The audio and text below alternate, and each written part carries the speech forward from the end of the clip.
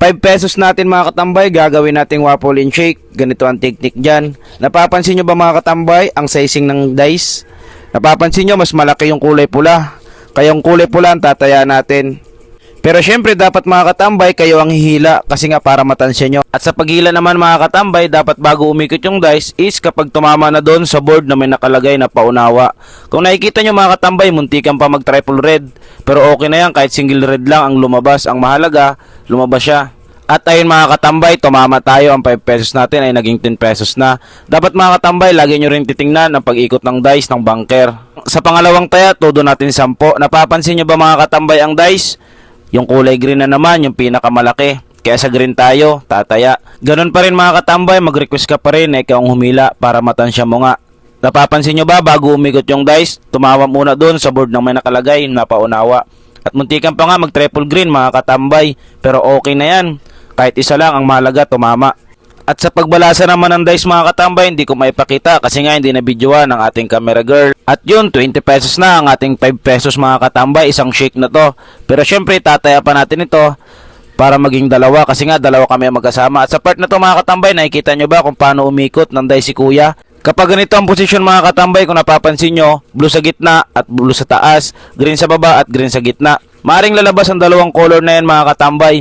Pero dahil nga inikot pa ni kuya, o napapansin niya atang na nakita ko, kaya ang ginawa niya, ipinagilid niya yung dalawa. Napapansin nyo, yung isang puti sa baba at isang puti sa taas, isang dilaw sa baba at isang dilaw sa taas. May posibilidad mga katambay na lumabas yung dalawang color na yan, yung dilaw at puti. Pero napapansin nyo, sa puti ako tumaya kasi nga yung malaking dice is nasa kulay puti. Tingnan nyo mga katambay sa paghila ko. Mapapansin nyo, bago umikot ang dice is bumangga mo na doon sa board na may nakalagay na paunawa. Napapansin nyo ba? Dilaw at puti agad ang namamayagpag mga katambay. Kaya kapag nakuha nyo ang ganitong teknik mga katambay at ang pagtansya sa paghila, malaki ang posibilidad mga katambay na kayo ay tatama. Kung napapansin nyo nga mga katambay, lumabas ang dilaw at puti. Ganun. Pero syempre hahanapin mo rin mga katambay yung dice na kung saan tumutugma yung teknik na ginagawa mo. Kapag hindi nga tumugma mga katambay is lumipat ka na naman sa ibang peryahan. So ito lang muna sa ngayon mga katambay. Bale naka 40 pesos na tayo. Pwede na tong pang waffle and shake dahil may 20 pesos pa tayo. Tara, mag-shake na tayo.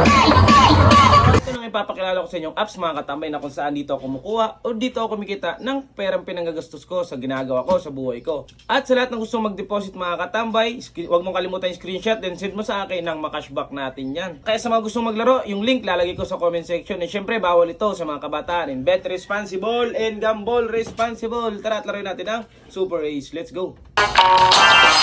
Alright, starter agad. Okay, pang paswerte. Let's go. Queen double. King club. Ayan na pang inaantay nyo mga katambay. Mag-register ka na at mag-deposit ng ma-times 2 na yan. King spade double. Club 4 times.